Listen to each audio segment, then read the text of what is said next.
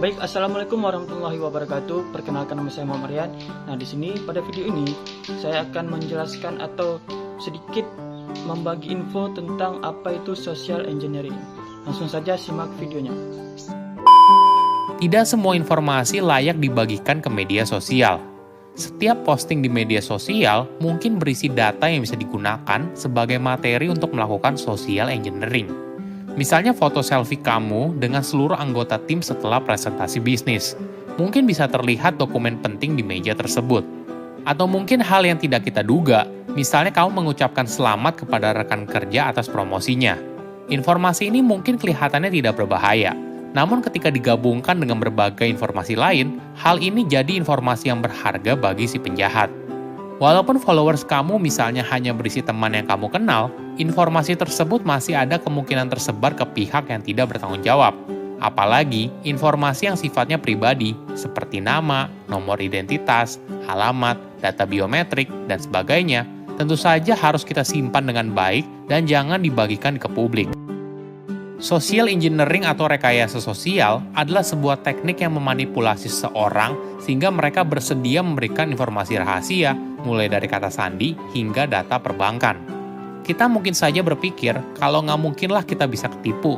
Namun faktanya, 60% karyawan di tempat kerja menjadi korban rekayasa sosial pada tahun 2016. Ketika seseorang menjadi sasaran, maka dia dapat dengan mudah ditipu untuk memberikan informasi pribadi, melakukan transfer yang terlihat legal, atau bahkan menyerahkan akses komputer mereka. Cara ini dilakukan penjahat karena lebih mudah daripada harus meretas perangkat lunak perusahaan. Jika dilihat dari sejarahnya, konsep social engineering sebagai ancaman bagi keamanan digital dimulai pada tahun 1990-an saat seorang hacker bernama Kevin Mitnick berhasil mendapatkan kode program Motorola. Pada tahun 1992, Kevin sedang melarikan diri dari kejaran polisi. Dia merupakan salah satu orang yang paling dicari di Amerika Serikat.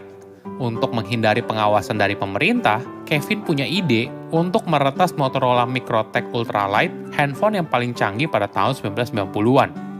Rencana awalnya adalah untuk mengubah data pengenal di telepon, atau bahkan mematikan kemampuan menara ponsel untuk terhubung dan memberikan lokasinya kepada polisi. Kevin memulai social engineering dengan menelpon direktori untuk mendapatkan nomor telepon Motorola.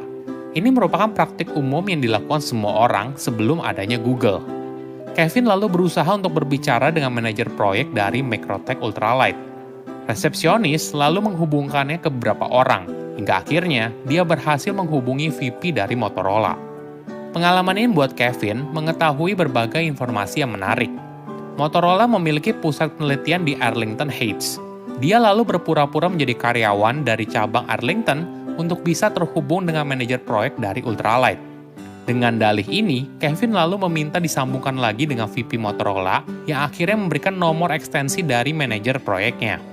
Ternyata manajer proyeknya yang bernama Pam sedang dalam liburan. Di voicemailnya, Pam memberikan nomor telepon timnya yang bisa dihubungi apabila butuh sesuatu yang bernama Alicia. Kevin lalu menghubungi Alicia dan berusaha menciptakan kesan kalau dia dan Pam sudah kenal sebelumnya. Dia lalu bilang ke Alicia kalau Pam telah berjanji akan mengirimkan kode program dari Microtech Ultralight. Hingga akhirnya, Kevin pun berhasil mendapatkan kode program tersebut. Ini adalah contoh bagaimana seorang penjahat bisa melakukan manipulasi dan berhasil mendapatkan informasi yang rahasia. Cara social engineering di media sosial dapat terjadi karena dua hal. Pertama, serangan cyber yang dilakukan di akun media sosialmu. Kedua, ada informasi yang kamu bagikan di media sosial lalu digunakan untuk menipu kamu atau orang lain yang kamu kenal. Hal ini seringkali dilakukan via email, tapi bisa juga dapat terjadi melalui telepon atau kita kenal sebagai phishing suara dan di aplikasi chatting seperti WhatsApp.